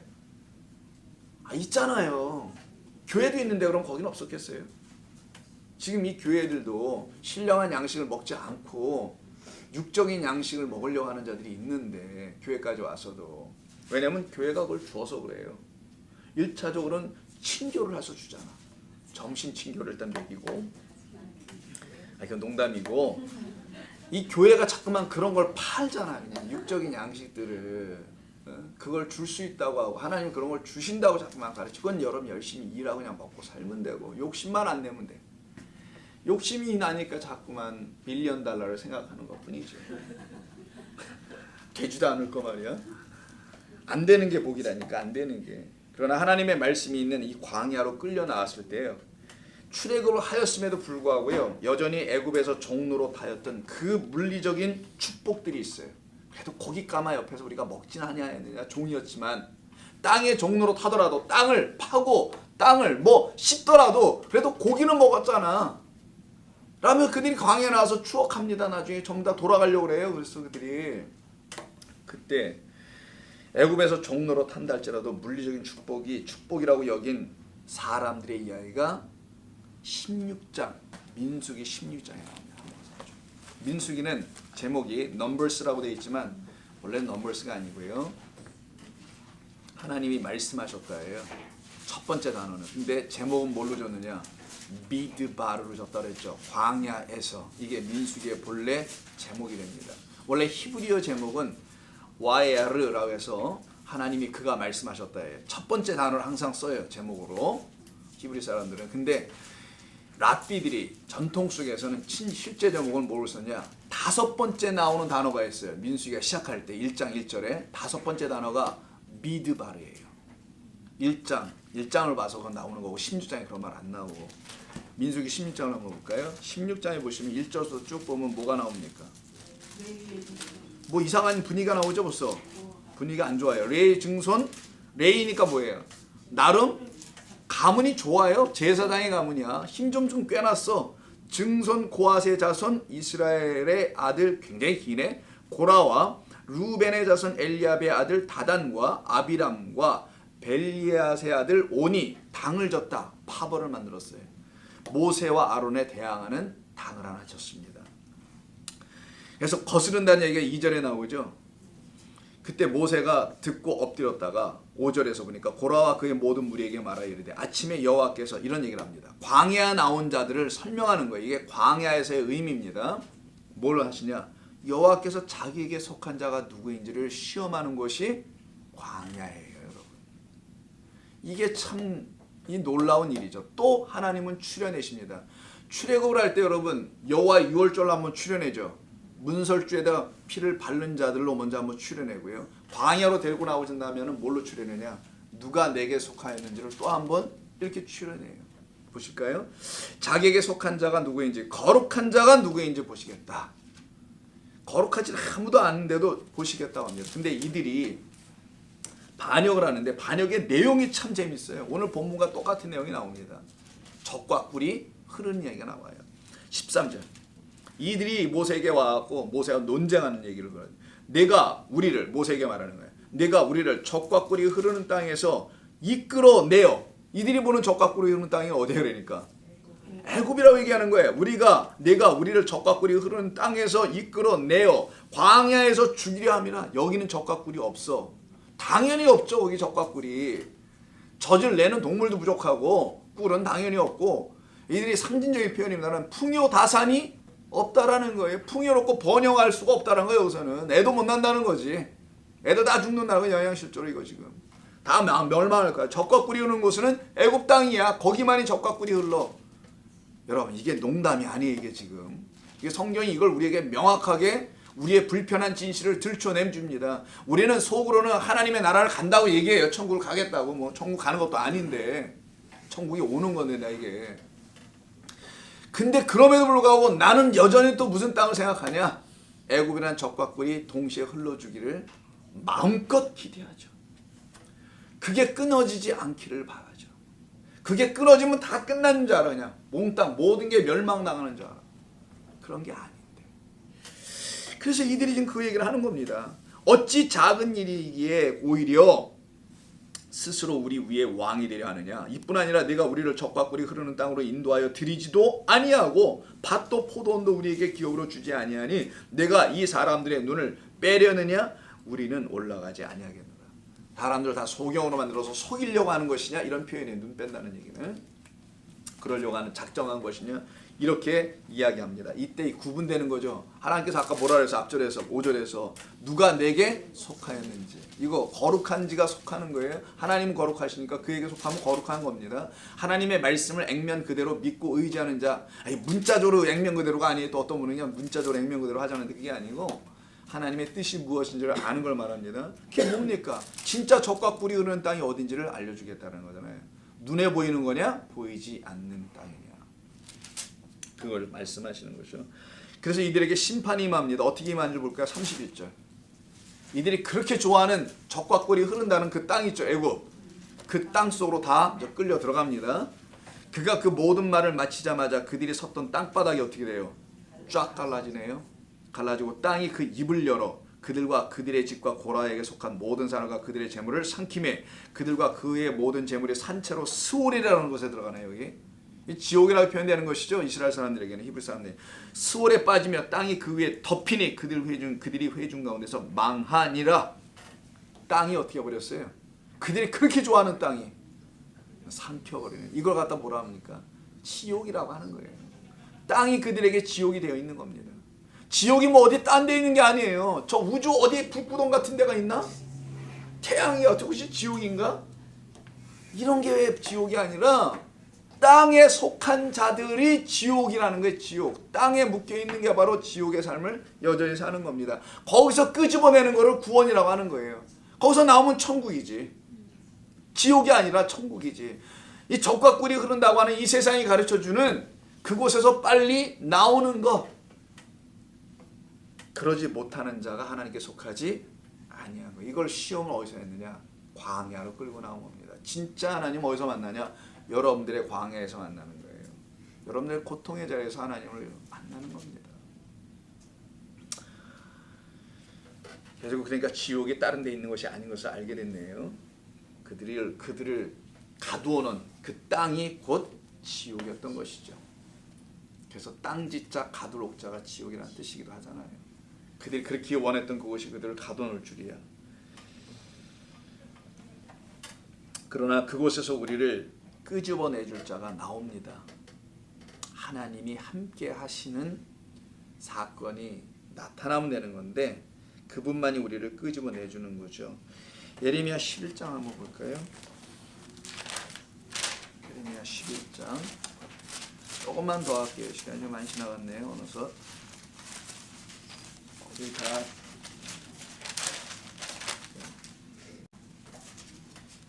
예레미야 11장 4절 5절.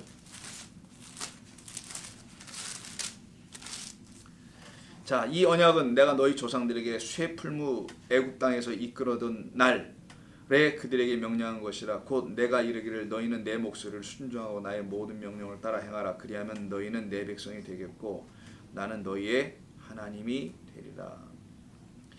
또 내가 너희 조상들에게 맹세한 그래서 그들에게 적과 꿀이 흐르는 땅을 주리라 한 언약을 이루리라 한 것인데 오늘이 그것을 증언하니라 하라 하시기로 내가 대답하여 이르되 아멘 했다라는 거예요.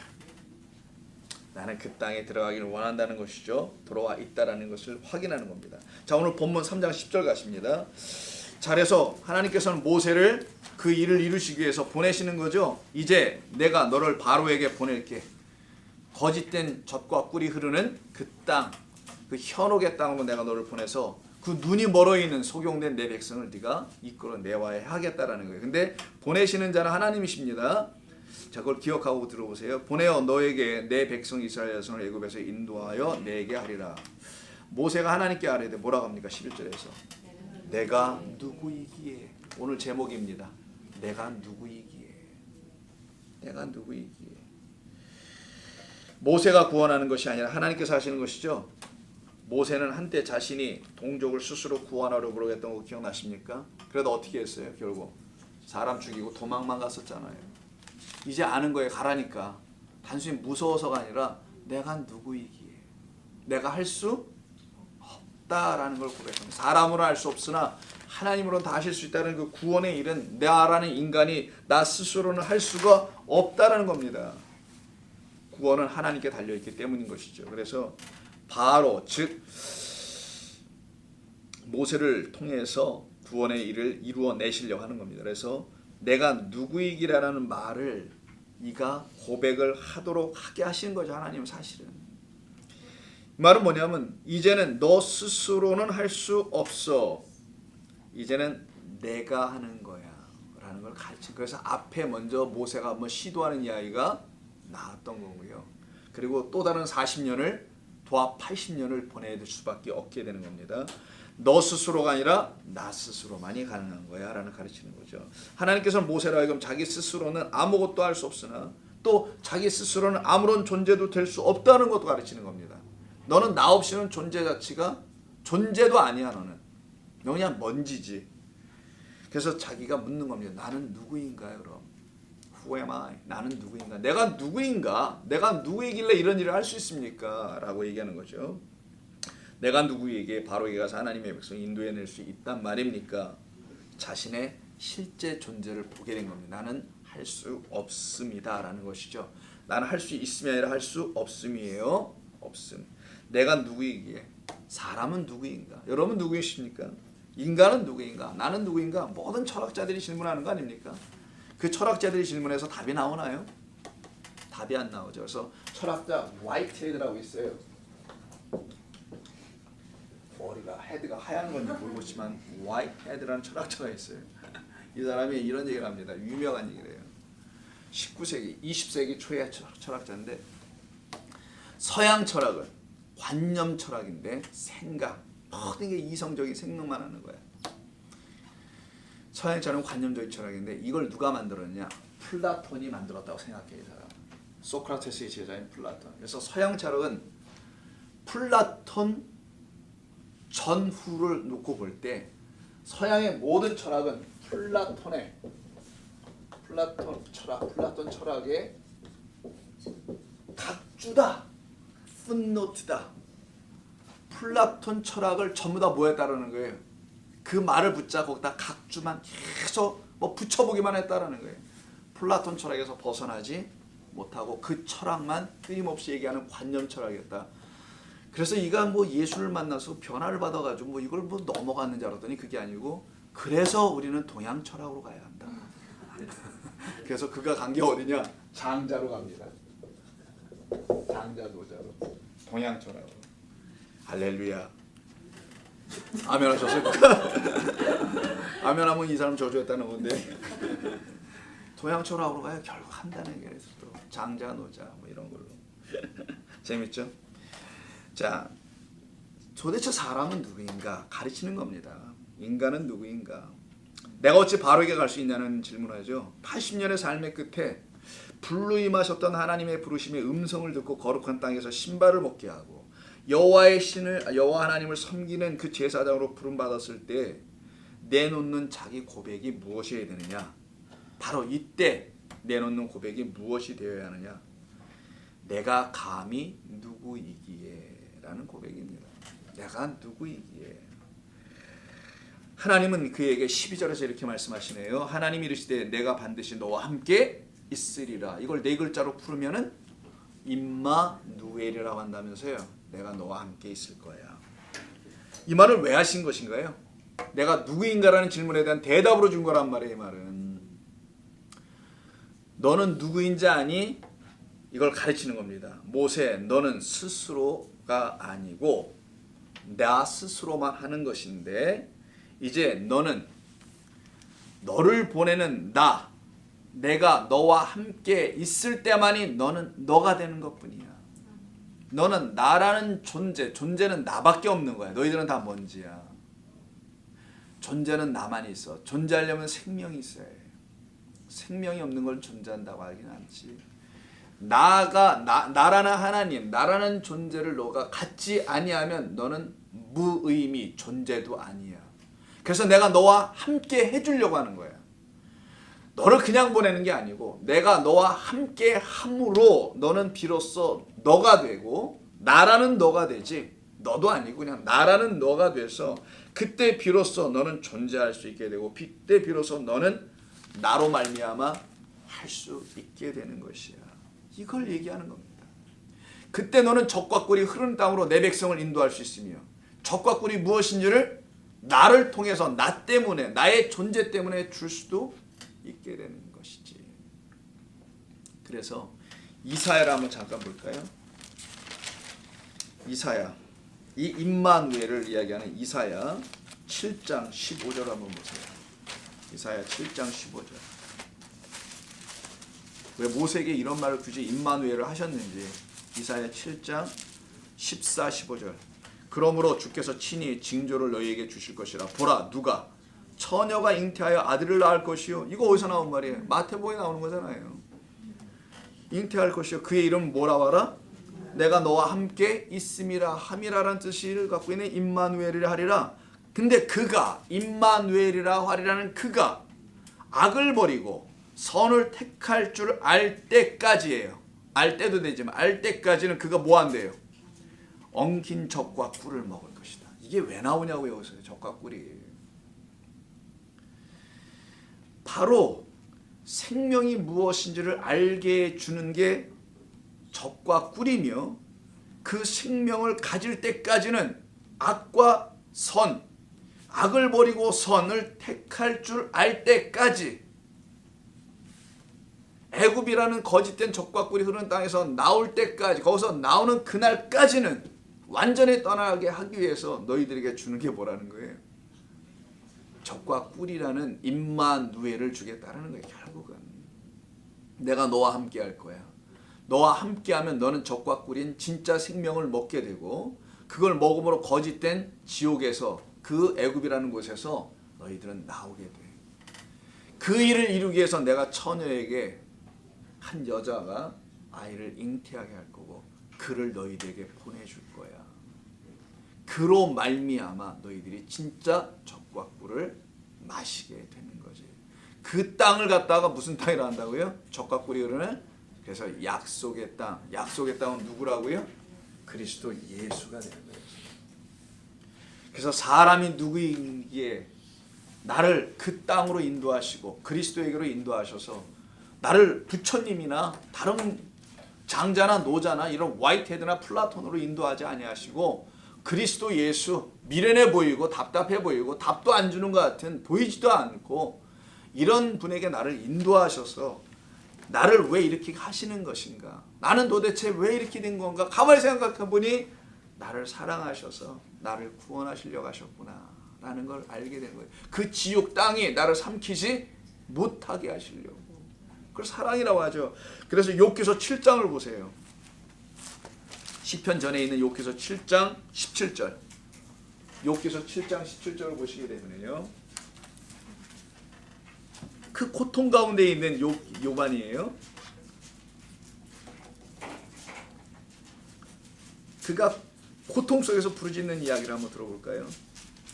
15절. 이러므로 내 마음이 뼈를 깎는 고통을 겪느니 차라리 숨이 막히는 것과 죽는 것을 택하리이다. 이렇게 힘들었어요. 내가 생명을 싫어하고 영원히 살기를 원하지 아니하오니 나를 놓으소서. 내 날은 헛것입니다. 헛것, 이걸 하벨이라고 해요. 어서 많이 들어봤죠? 아벨, nothing, vain, 헛된 것이다라는 가인의 동생 죽임당한 하벨입니다. 헛것을 봤다라는 게 아니고요. 사람이 무엇이기에 주께서, 여기서 나오네요. 사람은 누구이기에, 나는 누구이기에, 내가 무엇이고 한데 하나님께서 나를 사랑하시나, 이걸 얘기하죠. 사람이 무엇이기에 주께서 그를 크게 만드사 그에게 마음을 두시고 아침마다 권징, 책망도 하시고 순간마다 단련하시나이까 시험 주시고 견딜만하게 주시고 주께서 내게서 눈을 돌이키지 아니하시며 내가 침을 삼킬 동안도 나를 놓지 아니하시기를 어느 때까지 하시나이까. 제발 끝까지 해달라는 거죠. 역설적으로는 사람을 감찰하시는 이여 내가 범죄하였던들 주께서 무슨 해가 되리오리까. 어찌하여 나를 당신의 관역으로 삼으셔서 내게 무거운 짐을 계속 쏘아대는 것입니까. 솔직히 고백하는 거예요. 이렇게. 내가 도대체 무엇이라고 이렇게까지. 주께서 어찌하여 내 허물을 사하여 주시지 아니하며 내 죄악을 제거해 버리지 아니하시나이까. 사람이 도대체 무엇이길래. 자격 없음입니다. 사실은 하나님의 그 사랑을 받을 자격은 없죠. 그런데도 하나님이 그를 지켜내신다는 겁니다. 시편 8편 볼까요? 다음 이제 시편인데 시편 가시면 8편 4절에도 이런 말이 나와요. 8편. 여기 2절에 보면 주의 대적으로 말미암아 어린아이들과 젖먹이들의 입으로 권능을 세우시며 라고 하죠. 그리고 4절에서 사람이 무엇이기에 주께서 그를 생각하시며 인자가 무엇이기에 주께서 그를 돌보십니까. 9절 여호와여 여호와 우리 주여 주의 이름이 온 땅에 어찌 그리 아름다운지요. 마지막으로 한 군데만 더 봅니다. 시편 144편 3절. 여기 읽고 마치겠습니다. 시편 144편 3절.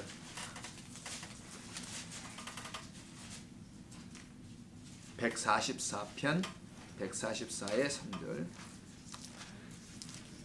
2절부터 제가 읽을게요. 여호와는 나의 사랑이시요 나의 요새이시요 나의 산성이시요 나를 건지시는 이시요 나의 방패이시니 내가 그에게 피하였고 그가 내 백성을 내게 복종하게 하셨나이다.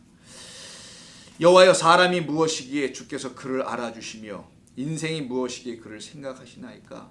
사람은 헛것 같고 그의 날은 지나가는 그림자 같을 뿐입니다. 여기서 헛것이라고 되어 있죠. 이게 또 헤벨입니다. 헛된 것이다. vain, nothing 이런 말을 갖고 있는 것이죠. 사람이 무엇이기에. 사람은 empty한 거라는 거예요. 사실은 사람은 공허합니다. 그래서 공허와 흑암과 깊음과 어둠 속에 있다는 게 창세기 1장 2절이죠. 그들에게 빛이 비추기 시작하는 은혜의 이야기가 성경 이야기란 말이에요. 그렇게 empty되어 있는 공허한 상태, 무엇으로도 채워지지 않는 우리, 그래서 무엇을 해도 그 공허한 마음으로 다 헛될 수밖에 없는 일을 할 수밖에 없는 우리, 그게 나라는 거예요. 그런 나에게 하나님이 내가 너와 함께 할게. 나는 영원한 산자의 하나님이야. 그 하나님이 함께 하시면 그들이 그때 비로소 존재가 됩니다. 더 이상 먼지가 아니에요. 땅의 흙으로 그 먼지들을 사용하여 하나님의 당신의 영을 생명을 부어을 받은 자들이 되어버리죠. 그들은 그림자처럼 살아가지 않습니다. 그들은 이 세상에서 하나님의 백성으로 살아갈 뿐입니다. 이걸 이루시려고 모세를 택하여 부르시고요. 그를 통하여 가르치는 겁니다. 네가 이렇게 나에게 듣는 것처럼 이스라엘 백성들을 구원해내는 것은 이런 말을 해줘서 구원해내는 거야. 이런 말이 없이 홍해를 수천 번 넘어봐라. 그들은 애굽을 또 찾는다. 그러나 이 홍해 건너이 무엇을 뜻하는지 그들이 알게 되면 그들은 홍해 더 이상 안 건너도 된다. 그래서 우리는 홍해 안 건너도 되는 거예요. 이 말씀을 깨달아야 되는 것이지 홍해를 또 건너봐야 되겠네. 나도 한번 이스라엘 땅 한번 가봐야 되겠네. 내가 이래서 되는 게 아니란 말이에요. 오직 이 말씀을 통해서 내가 지금 어디서부터 어디로 움직여가고 있는 것인지, 움직여 왔는지, 건너갔는지 그것을 알게 해주시는 것이죠. 모세는 바로 그 하나님을 만납니다. 내가 너와 함께하는 임마누엘의 하나님을 만나고요. 그로서 비로소 그때 그의 존재는 살아나기 시작하는 거예요. 그래서 다음 시간에 나누겠지만 그래서 하나님의 이름이 나오는 거예요. 그래서 하나님의 이름이 나와요. 그 이름은 그의 이름은 없어지고 하나님의 이름만 갖는 자가 되게 되는 것이죠. 모세가. 다음 주에 우리 같이 말씀을 나누도록 하겠습니다. 수고들 많으셨고요. 같이 기도하고 마치도록 하겠습니다. 주님 고맙습니다. 이 시간 늦은 시간까지 피곤한 가운데서도 주님 사랑하시는 귀한 종들이 주의 말씀을 또 듣고 또 들으려고 모였었습니다. 그리고 이렇게 듣게 하여 주셨습니다. 우리를 정말 사랑하시는 하나님의 이야기를 듣고 돌아갑니다. 우리의 자리가 어디였었는지도 보게 됩니다.